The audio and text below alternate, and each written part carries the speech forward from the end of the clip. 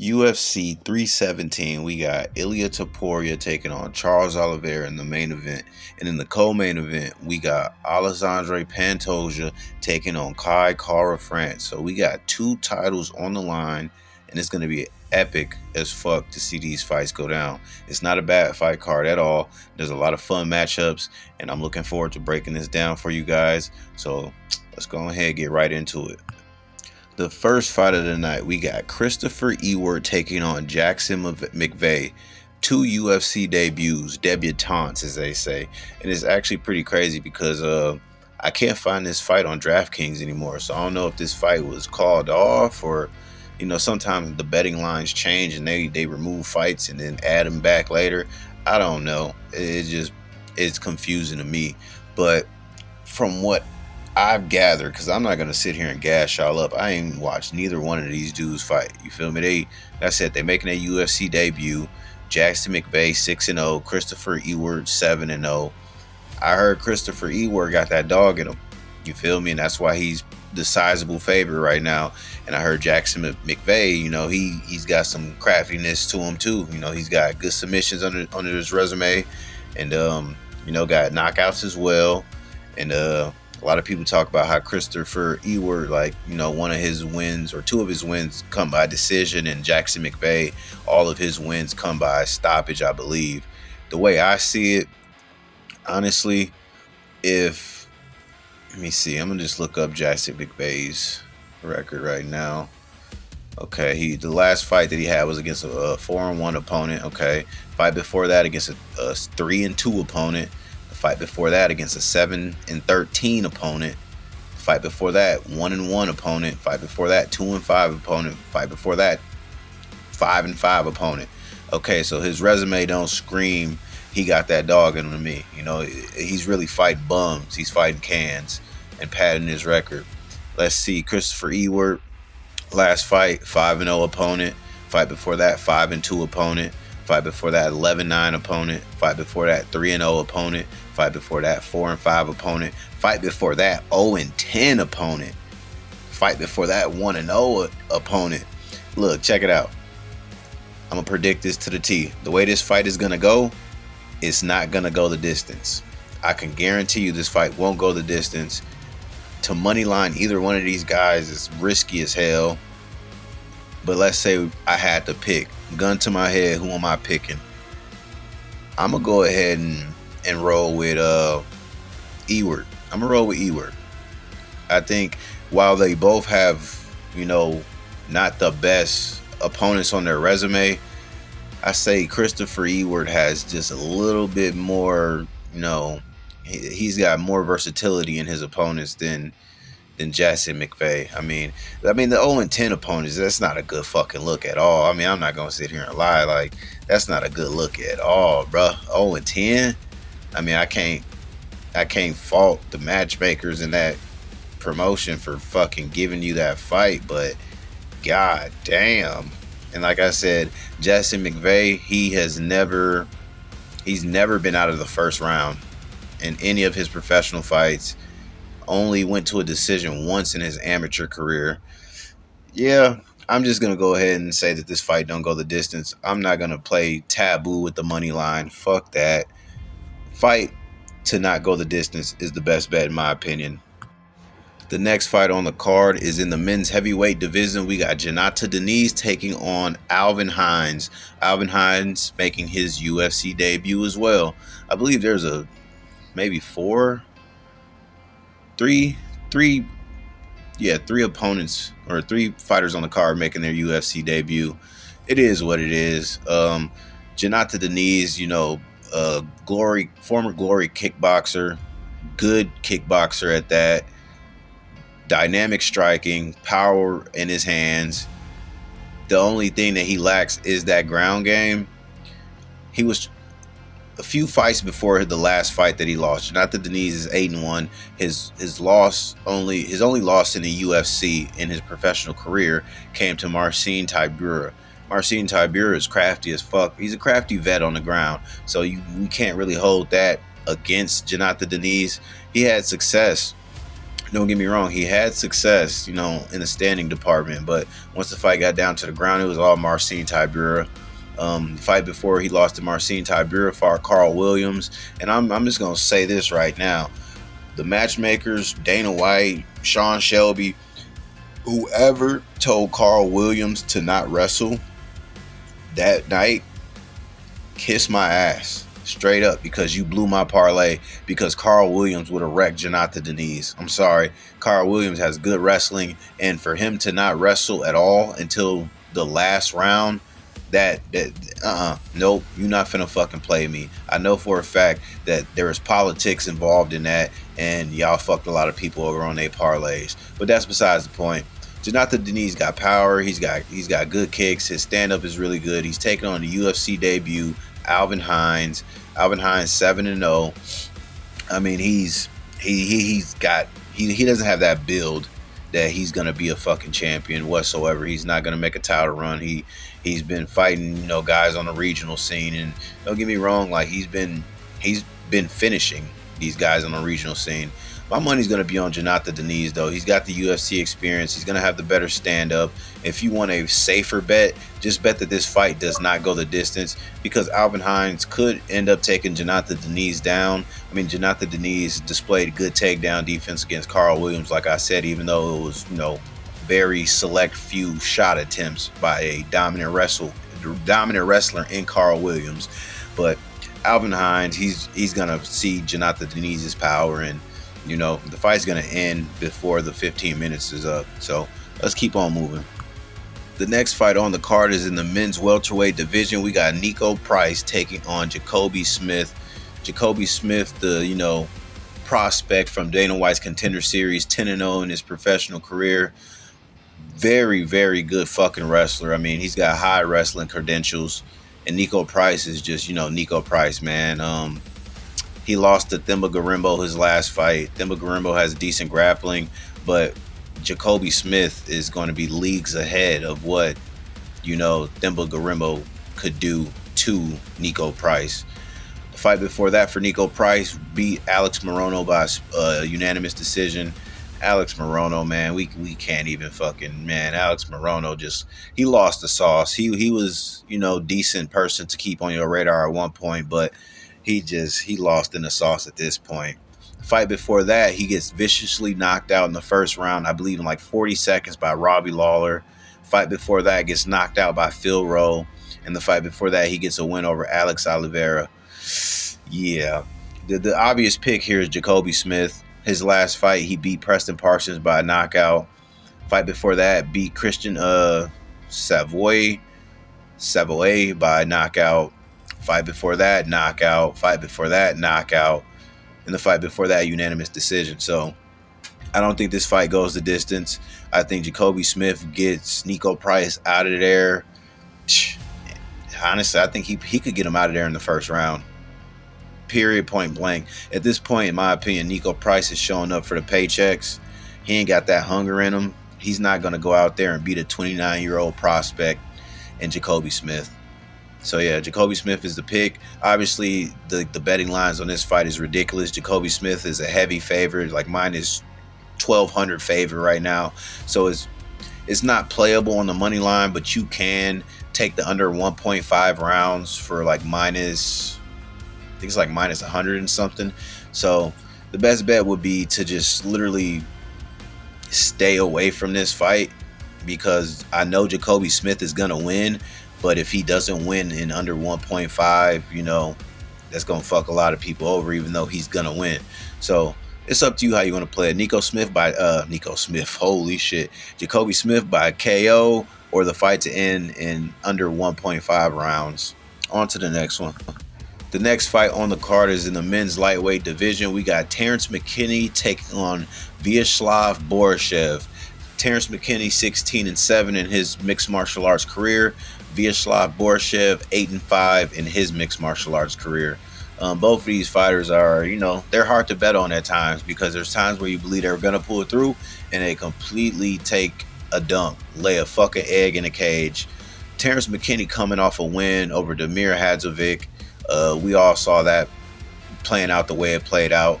Terrence McKinney bounces back in the win column over with a TKO win over Demir. The fight before that loses to Esteban Ribovic. Vicious head kick knocked Terrence McKinney out, slumped him against the cage. It was a brutal knockout. But we know Esteban Ribovic is actually pretty fucking solid. Esteban is a good contender in the lightweight division. The fight before losing to Esteban, Terrence McKinney beat Brandon Marote by TKO, beat Mike Breeden by TKO, and then he lost to Nazim Sadikov by submission. But we can't hold that against him either, because Nazim Sadikov is fucking dog. Nazim Sadikov just beat Nicholas Mota during the last UFC event, and he overcame the adversity in the first round where Nicholas Mota had him hurt. He gets back up, puts Nicholas Mota's dick in the dirt. So I'm not going to hold those two losses against Terrence McKinney. But now let's talk about Vyacheslav Borishev, Slava Claus as they call him. His last fight, he loses to Tom Nolan by unanimous decision. Tom Nolan he handled Vyacheslav Borishev. I mean, if I'm remembering correctly, because I did watch that fight, I don't want to say it was a little closer, because I had Tom Nolan winning, but I believe Vyacheslav Borishev had moments in that fight, where he didn't look completely outclassed. The fight before that beats James Jan Top by split decision. That was a back and forth war between the two. The fight before that, he loses to Chase Hooper by Darce choke. Everybody had Vyacheslav Borishev beating Chase Hooper on their parlay that night, and Vyacheslav Borishev gets dropped by Chase Hooper in the first round, and then everybody kind of, heart starts skipping beats and shit, because Vyacheslav Borishev just got controlled on the ground, couldn't really do shit, and fucking Chase Hooper just made him look amateurish. The fight before that, he loses a majority decision to Nazim Sadikov, so it was pretty much a fucking draw, and that's good on paper as well, because what we just say about Nazim Sadikov. Nazim Sadikov's a dog. He went to a draw with Vyacheslav Borishev, and he chokes out Terrence McKinney. But it's just styles make fights. So this is not, Vyacheslav Borishev fighting a Nazim Sadikov right now where he can get a draw. Terrence McKinney does have wrestling upside in his resume, in his back pocket. Terrence McKinney is a pretty good grappler, and he's just explosive, comes out the gate swinging for the fences, and he can land shots to knock people the fuck out. So my money is going to be on Terrence McKinney, because the way Vyacheslav Borishev burned me against Chase Hooper, I don't think that's just forgivable. Even though Chase Hooper's been on a nice dynamic run, looking real good in the lightweight division, Vyacheslav Borishev, man, his wrestling his takedown defense is ass. He has no takedown offense, and I can see Terrence McKinney getting the takedown and doing what Terrence McKinney does, pounding Vyacheslav Borishev out. So let's move on to the next one. Terrence McKinney is the pick. The next fight on the card is in the women's flyweight division. We got Viviane Araujo taking on Tracy Cortez. Viviane Araujo coming off that win over Karine Silva, where Karine Silva's a decent prospect in the women's flyweight division, and Viviane just went out there and beat her by unanimous decision. I obviously picked Karine Silva to win that night, and Karine Silva did not win that night, so that kind of hurts. Kind of hurts the pride a little bit when you see a prospect and you got high hopes in them, and then they go out there and lose to an old woman. I'm sorry, I ain't gonna say she old. I mean, she only 38, but she got grit in her. Viviane, she's got grit to her. She's gonna be in your face the entire time. She's taking on Tracy Cortez, though. Tracy Cortez is pretty well rounded. Even though she's coming off that loss damn near a year ago to Rose Namajunas, where Rose Namajunas made her look amateurish. But, we can't hold that against her, because that's Rose Namajunas. And then same thing with Viviane. The loss before she got the win over Karine Silva, she loses to Natalia Silva, and we see how good Natalia Silva is. Like, Natalia Silva's arguably fighting for the title her next fight, the way that she just dog walked Alexa Grasso.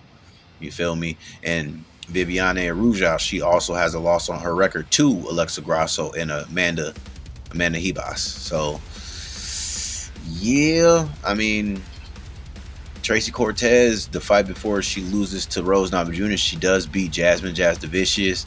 Jasdavicius is good, man. I mean, say what you want about her. She's she's about to be in the top 5 of the women's flyweight division just with her pressure, the way that she got dog in her. Put it that way. Jasdavicius is good. So, yeah, Tracy Cortez is she's a moderate favorite, and Viviane is a slight underdog. I'm just going. I'm gonna side with the youth on this one. I'm gonna side with the youth and the 11-2 record for Tracy Cortez, opposed to the, the aging 13-6 Viviane Arujau. So, yeah, Tracy Cortez is the pick, but I would not be surprised if Viviane, does what she did to Karine Silva and wins a decision. So, I mean, neither one of these ladies are gonna finish each other. So, you could parlay this fight to go to a decision, a unanimous decision. It might be a split decision. I see it being closer of a fight than the odds are making you believe. The odds make you believe that Tracy Cortez is going to dog walk her, but I think it's a little closer. But I am going to slight lean towards Tracy Cortez on this fight. Now, the next fight on the card is in the men's featherweight division. We got Hyder Emil taking on Jose Delgado. And when I tell you that this could probably be the second best fight of the night, I'm going to tell you who the first best fight of the night goes to when we get there. Hyder Emil, dog in him, blitzes forward, scrappy, throws hands. I mean, if you watch that fight where he fucking knocked out Ji Young Lee, Ji Young Lee, man, Ji Young Lee been just disappointing lately. Ji Young Lee lost his last fight and he was supposed to win, so we ain't even gonna get too deep into the resume of Ji Young Lee. But yeah, Hyder Emil, fight before knocking out Ji Young Lee, or the fight after knocking out Ji Young Lee, goes to a decision with William Gomez, where he obviously won that fight. It was a split decision, but Hyder Emil definitely won that fight.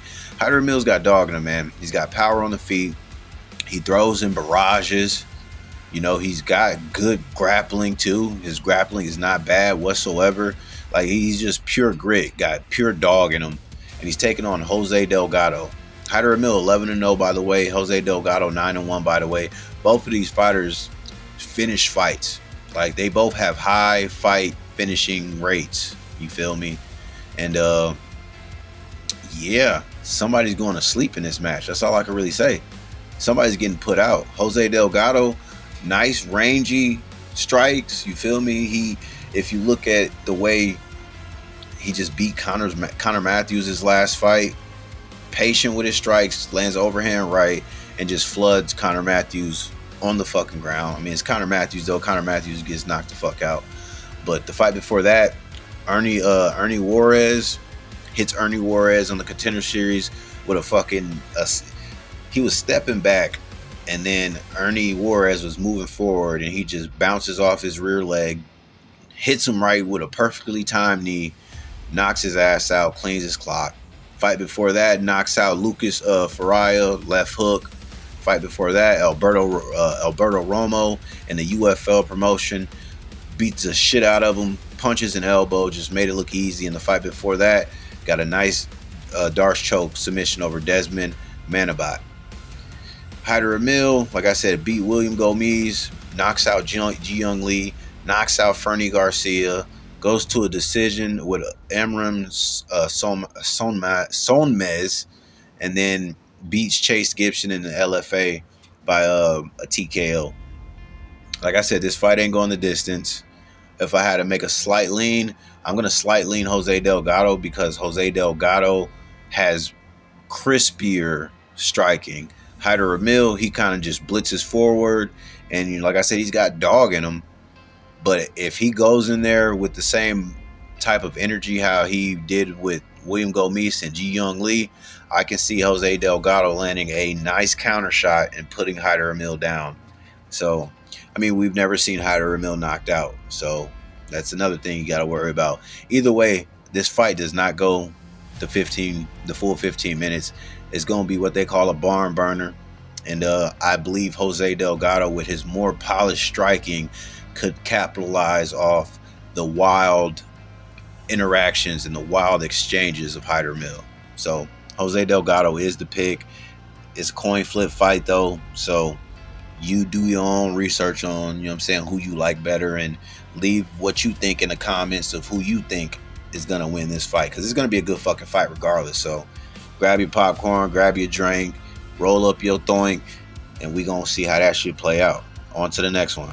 Next fight on the card is in the men's middleweight division. We got Jack Hermansson taking on Gregory Rodriguez. Jack Hermansson coming back after a year and some change off. I mean, he beat Joe Pyfer his last fight. I mean, Joe Pyfer's a dog. Joe Pyfer got power in his shots. He just beat the shit out of Kelvin Gastelum. I mean, Kelvin Gastelum did start coming back in the last round. You know, shows some, he's still got that veteran dog in him, and he's not easy to put away. But Joe Pyfer hits hard, and, you know, Jack Hermansson beat Joe Pyfer by unanimous decision. I mean, Joe Pyfer was beating him, I think he beat him fucking 2 rounds straight, and then, you know, third, fourth, and the fifth is when, you know, Jack Hermansson used his veteran grit to come back and win and spank Joe Pyfer all the remaining of the fight.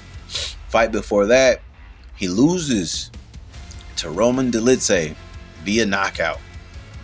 From the, not a knockout, but TKO from back control. Fight before that, he beats Chris Curtis. You know, Chris Curtis is a dog, beats Chris Curtis by unanimous decision.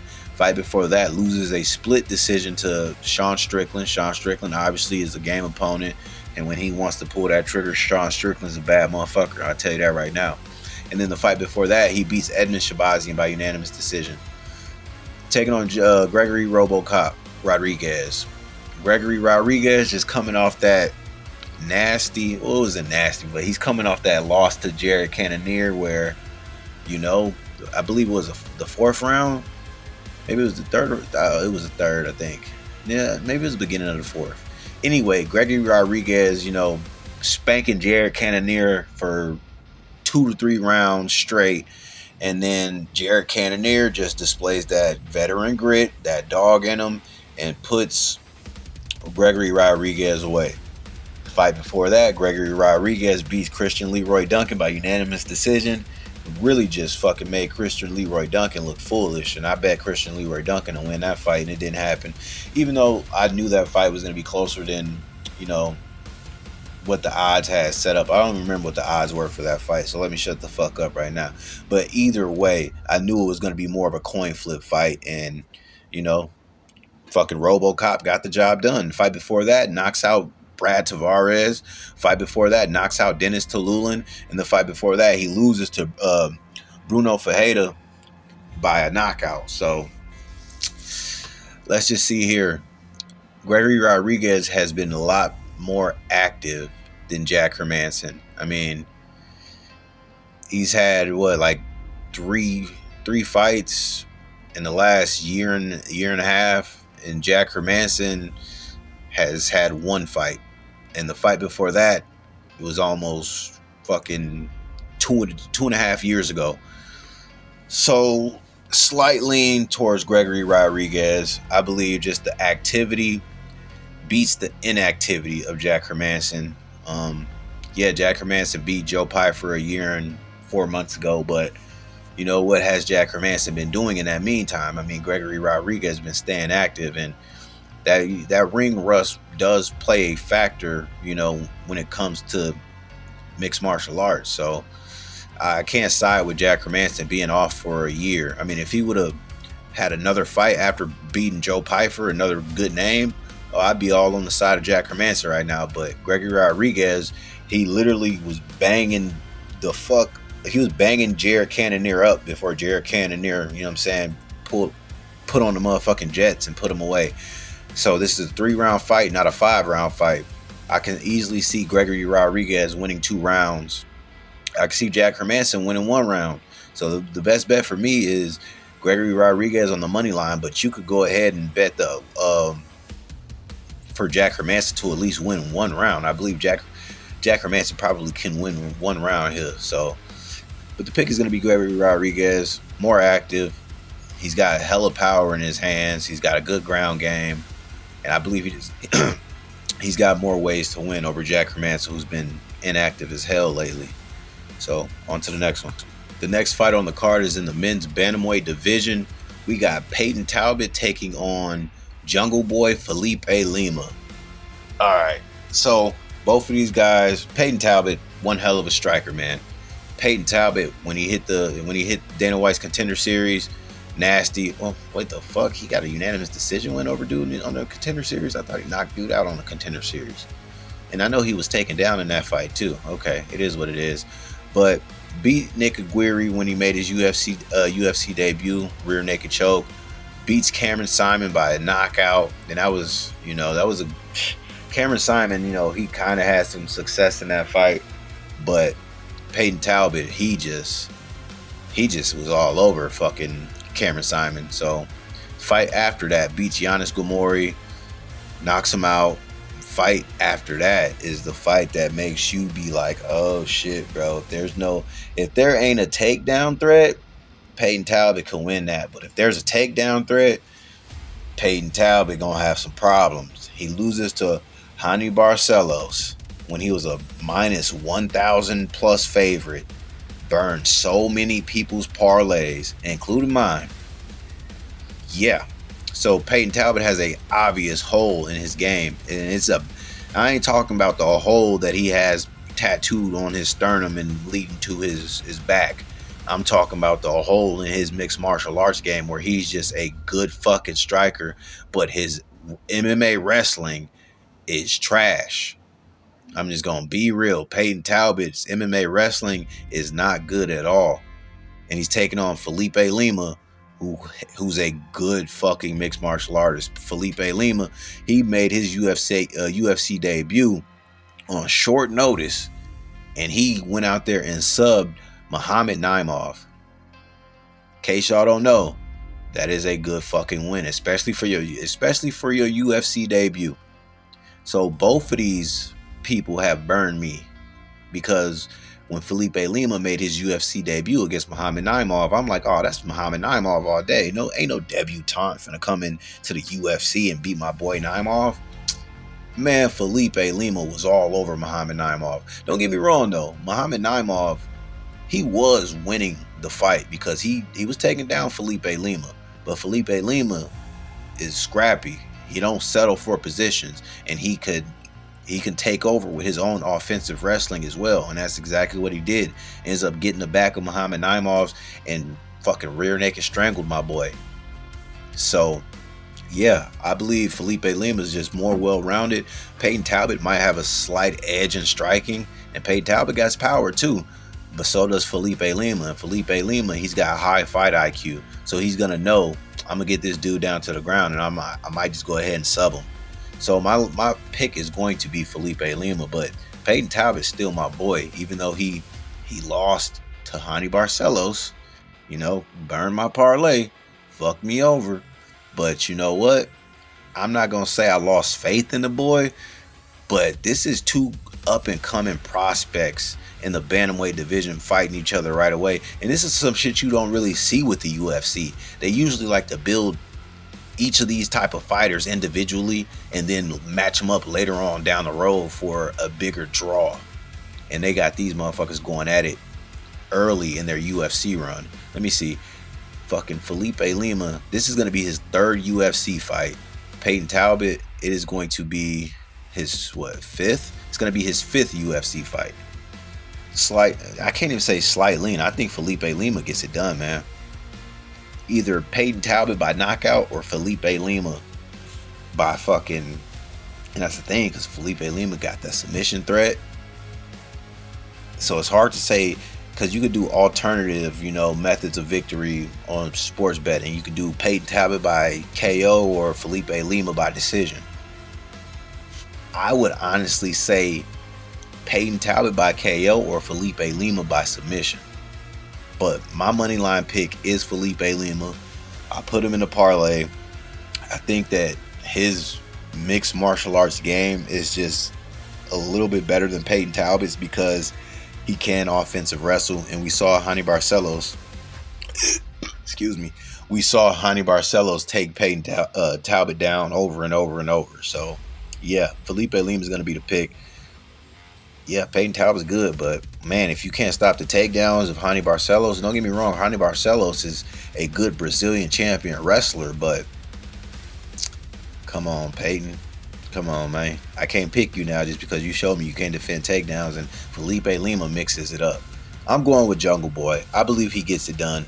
And hopefully Peyton Talbot could bounce back. Give him somebody lower in the they're not even ranked, but give him somebody lower underneath the rankings so he could bounce back and then we could see these two matched up in the future for a rematch. On to the next one. The next fight on the card is in the men's lightweight division. We got Beneil Dariush taking on Manny Moicano. I cannot afford to lose. That's how Manny Moicano talk. He a funny fucking dude. He's actually he a cool person for real. Like if you've seen like some of the podcasts he's on, he's pretty fucking funny and he's super down to earth. Dude's chill as fuck. I fuck with Manny Moicano. I'm just having a hard time finding, ways to be truly impressed by him. I mean, honestly, I'm a slightly take that back because that win that he got over Benoit Saint-Denis, it was pretty fucking decisive. And Benoit, man, I don't know what is in the air right now, but there's a certain energy of just every time. There's been too many fighters on this card that I bet against and I bet for that fucked me over. I bet for Benoit Saint-Denis to go out there and beat Manny Moicano, and Benoit Saint-Denis gets his ass beat, gets broken in there, both eyes swollen shut. Referee had to step in and stop the fucking fight because Benoit Saint-Denis was getting his ass beat by Renato Moicano. Fight before that, Renato Moicano TKO's Jalen Turner via ground and pound. Another motherfucking Jalen Turner burned me that night too when he fought Renato Moicano. Why? Because Jalen Turner drops Renato Moicano with a straight right. Renato Moicano's on the ground. What does Jalen Turner do? This long, lanky black bastard walks away. Renato Moicano was not knocked out. But this motherfucker Jalen Turner drops him and just walks off. Like he got a walk, like he just earned a walk-off knockout. What happens? Next round starts. Renato Moicano gets it to the ground. Jalen Turner is stuck. And Renato Moicano pounds him out. Oh, I was hot. I was fucking hot. So Renato Moicano, he's shown that he could bounce back, man. Renato Moicano, he can bounce back and get some dubs under his belt. He's taking on Beneil Dariush. Beneil Dariush coming off of 2 knockout losses. He got knocked out by Arman Tsarukyan and knocked out by Charles Oliveira. Fight before that beats Mateus Gamrot by unanimous decision. Fight before that beats old man Tony Ferguson. Fight before that beats Diego Ferreira. Beneil Dariush is fucking good, man, but it's hard to say where his chin is at right now. I mean, I can't hold it against him for getting knocked out by Arman or Charles. They both got knockout ability under their belts. You feel me? And that win over Gamrot obviously ages fucking good. It ages pretty well. Seeing that Gamrot just destroyed Ludwig Klein, and then I bet for Gamrot to win that. So we making up for them L's. But this fight right here, Beneil Dariush is going to have the grappling advantage. I don't see Renato Moicano knocking Beneil Dariush out. I don't see Renato Moicano submitting Beneil Dariush. I'm on the fence with it. I ain't going to lie. I'm on the fence with it. I think Beneil Dariush can get it done, man. Straight up. I think Beneil Dariush can get it done. Although Beneil Dariush look like he's fucking 63, he's only 36. You feel me? Renato Moicano is 36 as well. So it's not like an up-and-coming prospect taking on Beneil Dariush. I'm going to say Beneil Dariush bounces back into the win column, makes up for those 2 knockout losses, and maybe retires on a good note. Slight lean towards Beneil Dariush, but I would not be surprised if Manny Moicano figured a way to, gut out a win over Beneil Dariush. But knocking him out, I don't see Renato Moicano knocking out Beneil Dariush. Renato Moicano is not known to just knock people out cold. Yeah, he fucking stopped Benoit Saint-Denis, but he just beat the shit out of him to the point where the doctor had to step in, and he got that fucking ground and pound win over Jalen Turner because Jalen Turner just didn't want to finish Money Moicano when he had him hurt. So he really capitalized off Jalen Turner's ignorance because he should have lost that fight. So I'm going to go ahead and I'm siding with Beneil Dariush. But like I said, I wouldn't be surprised if Moicano figured out a way to edge out a victory over Beneil Dariush. On to the next one. The next fight on the card is in the men's flyweight division, and this is the fight that pains me the most because I love Brandon Royval and I love Joshua Van, man. They are two great fucking mixed martial artists in the flyweight division. Two of the best in the flyweight division at the moment, man. And they're fighting each other because Manel Kape is a fucking bum and he's pulled out of 13 fucking UFC bouts already. His Manel Kape's win over he beat Bruno Silva his last fight. Fucking what'd he do? I believe he fucking kicked him in the nuts or eye poked him, and then the referee didn't see it and he was just all over him. The referee stops the fight. It was not as impressive as the way Joshua Van beat Bruno Silva. I'm just put it like that. Manel Kape's a bitch, man. Cut this motherfucker from the sport. You feel me? Cut him from the UFC. He got that big ass mouth on him, talking all that shit to my boy Israel Adesanya. And this motherfucker, all he does is pull out of fights. It was supposed to be Brandon Royval versus Manel Kape, and I had Brandon Royval winning that fight. But now you got Brandon Royval taking on my boy Joshua Van. Man, god damn, bro. Put it this way. Brandon Royval in his last 5 fights, he's 4-1. Joshua Van in his last 5 fights, he's 4-1. Brandon Royval lost to Alexandre Pantoja in a title fight. Joshua Van got knocked out by Charles Johnson, even though he was arguably winning that fight before he got caught. Man, Brandon Royval done won me good bread before, man. He done won me bands. Literally bands. His fight where he fought fucking Brandon Moreno and Tetsuro Taira won me like $1,500 both of those fights. You feel me? He didn't just do it himself. It was a collective parlay that I put together, but he was the last leg of the parlay and he came through. But like I said, he's taking on my boy Joshua Van. My boy Joshua Van got hands, bro. Joshua Van has Ilia Topuria level boxing at a flyweight level. Jack Della Maddalena boxing at a flyweight level. Like his hands and his combinations are just that fucking good. He don't just throw a 1-2. He's gonna throw a 1-2-3-4.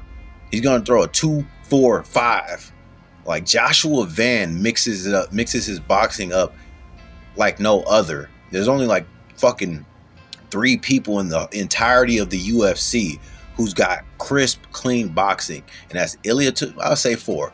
Ilia Topuria, Joshua Van, Jack Della Maddalena, and my boy Max Holloway.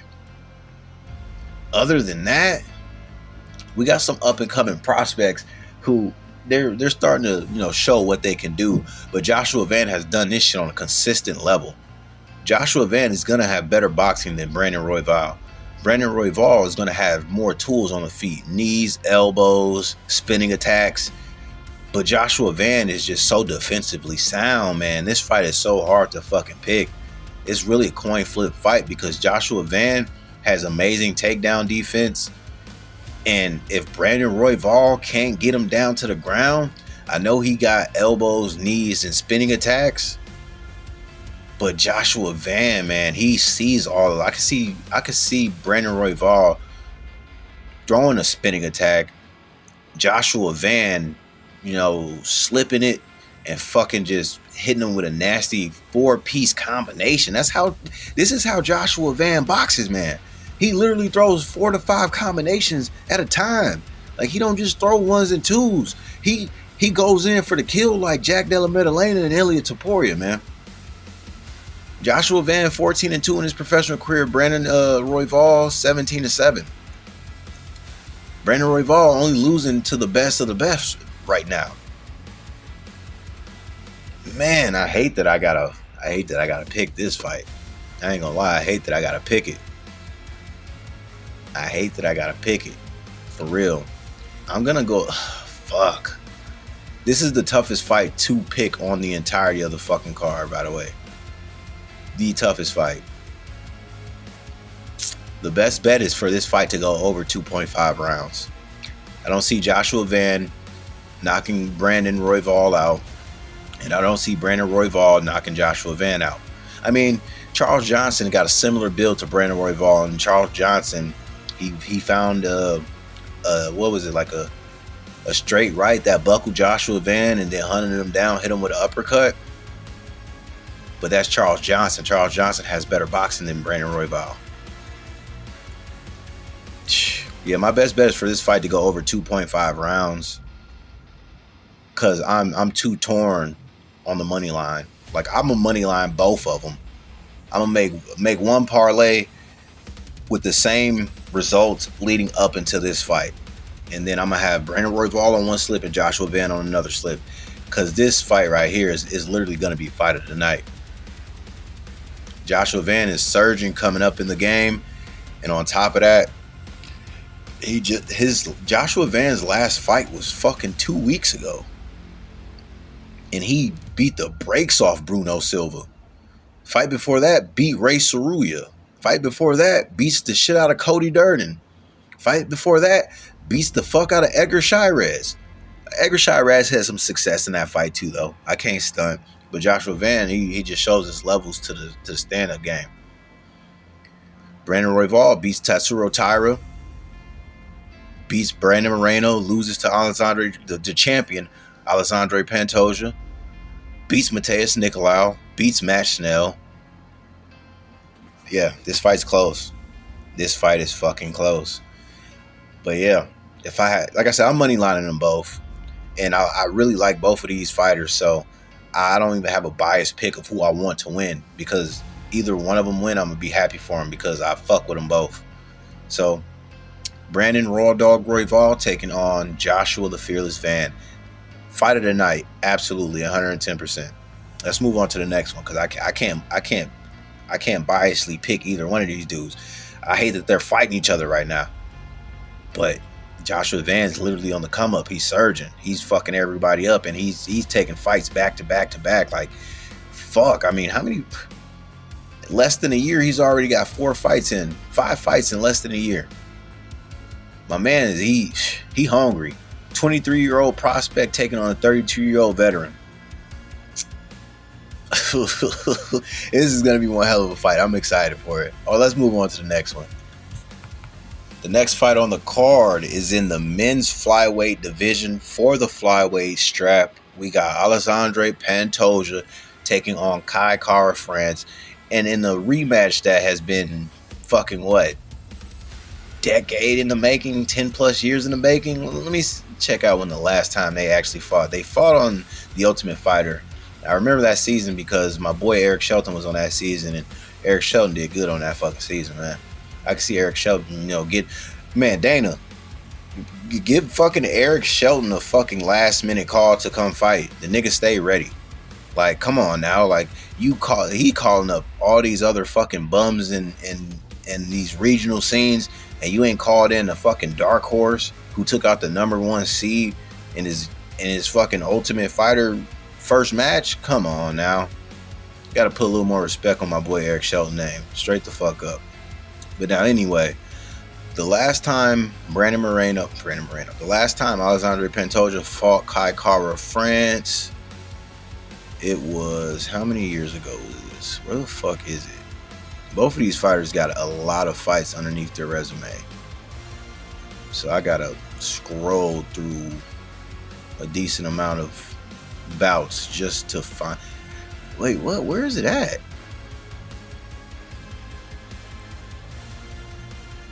Okay, yeah. It was in 2016. The last time they fought each other was in 2016. Kai Kara France 25-11, Alexandre Pantoja 25-9. Kai Kara France, good dynamic striking, got power. He's got power in his hands. He's got good low kicks, got good solid takedown defense. He likes to, what Kai Kara France would do is he'll throw a hook, and then at the same time he'll step into another like left hook. Throw a right hook, step into the left hook, and he catches people like that. I don't think he's catching Alexandre Pantoja like that, though. Alexandre Pantoja, he can fucking take punches from heavy hitters. You feel me? His last fight with Kai Asakura. Kai Asakura hit Alexandre Pantoja with some pretty big shots, some significant shots. And Alexandre Pantoja ate it. Kai Asakura hits him with Alexandre Pantoja is like going in for a takedown, and Kai Asakura jumps up, hits him with a flying knee. Fucking Pantoja ate that shit like it was nothing. Ate it and took him down in the process. And Pantoja has not lost a fight he hasn't lost a fight since 2020. So Alexandre Pantoja is 5 years undefeated in mixed martial arts, and he's 5 years undefeated in the UFC alone. And on top of that, 3 or 4 title defenses. He's had the flyweight strap for a long time. And that's crazy, though. That's the crazy thing about it, though. Because when Alexandre Pantoja fought my boy Eric Shelton on The Ultimate Fighter in 2017, Eric Shelton took him to a split decision. So that just goes to show you, man, where Eric Shelton is still at in the rankings when it comes to mixed martial arts. Dude is still got that dog in him, and he's still cold enough to hang with the best in the division. He's never been finished. He's never been knocked out. Yeah, like Dana White need to give that motherfucker a call again, man, for real. Because Eric Shelton, I believe he's on like a 4 or 5 fight win streak right now. And I think the last 3 fights, he's finished his last 3 opponents.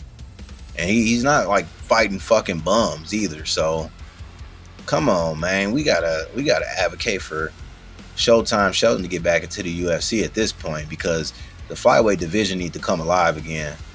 I mean, it is coming alive though, because we got Roy Vall, we got Joshua Van, we got Pantoja, we got Brandon Moreno. So it's coming alive, but it is what it is. Honestly, I'm just gonna get back to the prediction of this fight. Obviously, Alexandre Pantoja is gonna be the pick. I mean, yeah, a lot of people, they're like, Kai Kara France, though, he can knock him out. I mean, it's not like Alexandre Pantoja has not fought a level of competition like this before. He's fought heavy hitters. He's fought powerful knockout artists. I mean, you can't really say knockout artists in the flyweight division, because knockouts don't usually happen that much in the flyweight division. Kai Kara France has a decent amount under his record, though. I will give him his flowers on that. But you're taking on somebody who's been undefeated for 5 years, who's already got a win over you. And let's not pretend like fucking Kai Kara France wasn't on a 2-fight losing streak before he knocked out Steve Erceg, and now he's getting a title shot. Yeah, he knocks out Rogerio Bontorin, knocks out Cody Garbrandt, goes to a unanimous decision with Askar Askarov, who I believe has a win over Pantoja, by the way. Let me see. Did Askar Askarov beat Pantoja? Yeah, Askar Askarov did beat Pantoja in Pantoja's last loss in 2020. What? Okay. So fucking Askar, did he get cut from the UFC or some shit? Like what is? He's had 3 canceled bouts, and now I see that he's doing like grappling tournaments and shit. No, what? Is he not on the roster no more? Dude's 15-1. What? I missed something. I got to do my homework on that. But yeah, the pick is going to be Alexandre Pantoja. He's got way more ways to win. Yes, Kai Kara France got knockout power. Kai Kara France has good takedown defense. But the way we've seen Kai Kara France lose is if there's a grappling threat and he can't throw those power shots like he likes to because he doesn't want to get taken down. And Pantoja offers just that. So Alexandre Pantoja, high confidence pick for me. It may be a close fight, but Kai Kara France ain't putting him away. On to the next one. The next fight on the card is for the men's vacant lightweight title between the El Matador, Ilia Topuria, taking on Charles "Do Bronx" Oliveira. And man, it's a good fight. It's a good fucking main event if you ask me. It's a good test for Ilia Topuria, I should say. It's a good test to see if he's ready for the elite of the lightweight division after moving up to he really moved up because he wanted to fight Islam Makhachev for the title, but Islam Makhachev ends up moving up and he's going to end up fighting Jack Della Maddalena. That's a fun fight I can't wait to break down as well. All right, Ilia Topuria, some of the best boxing in the UFC, some of the best boxing in MMA right now. Hands of stone, hits like a fucking truck, knocks out Max Holloway, knocks out Alexander Volkanovski, beat the shit out of Josh Emmett, triangle chokes Bryce Mitchell and out-wrestles Bryce Mitchell's that time, knocks out Jai Herbert after coming back, he got kicked in the... Jai Herbert lands a nasty head kick on Ilia Topuria, and Ilia Topuria, he bounced back, shook it off, and ends up knocking Jai Herbert out viciously, okay? Charles Oliveira, last fight, went to unanimous decision, beat Michael Chandler. Fight before that, loses a split decision against Arman Tsarukyan. Fight before that, knocks out Beneil Dariush. Fight before that, gets choked out by Islam Makhachev. And the fight before that, he submits Justin Gaethje. Now, I'm just going to solely judge this based on Charles Oliveira's last performance. We could judge it based on his last two. So the Michael Chandler fight, his last fight, Michael Chandler had some success in that fight, man. And I didn't like to see that, okay? Even though Oliveira got the dub, he was still hurt by some of the punches that Michael Chandler was throwing at him. And that's the thing about Charlie O. He gets hurt in just about every fucking fight. He gets hurt. Now you're taking on Ilia Topuria, who has fucking the touch of death. Charles Oliveira is my boy, don't get me wrong. I fuck with Charlie O. I fuck with Do Bronx. One of my favorite fighters in the lightweight division. I just hate that you gotta fight Ilia Topuria right now. For real, because Ilia Topuria is gonna knock Charles Oliveira out, man. I don't see Charles Oliveira knocking out Ilia Topuria. Ilia Topuria's got some sound grappling, high level grappling at that. Yeah. Charles Oliveira's, he's got very high level grappling. Very high level grappling. He hit my boy Eric Wisely with a calf splicer way back when in the UFC. My boy Eric Wisely, a cold piece. Former training partner and shit. Yeah, I'm going to go ahead and say Ilia Topuria gets it done, man. I believe Ilia Topuria knocks out my boy Charles Oliveira. I'm going to hate to see it. Just like how he did my boy Max Holloway. I hated to see it. Because Max Holloway did find a lot of success in that fight leading up until that knockout. I had Max Holloway winning that fight until he got knocked out. And Charles Oliveira just don't have the level of boxing that Max Holloway does. He's got that judo box style, high guard, a lot of faking with the knees, a lot of teeps, you know. And his boxing's okay. He got good hooks, but that's about it. Ilia Topuria, he's a combination thrower. He's a combination fighter. He's gonna hit you with a 2-4-5, 2-5, 2-6, 3-2-4, shit like that. Like, it's just, yeah. Ilia Topuria knocks out Charles Oliveira. That's the pick. UFC 317 going down. I'll see you guys Saturday. Make sure you like, comment, and subscribe. Let me know what your picks are. Let's bounce ideas off of each other and see.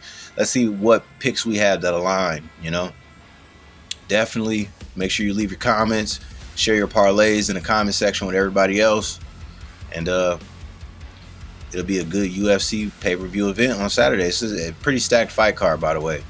So I can't wait for it. I'll see y'all then. Let's go.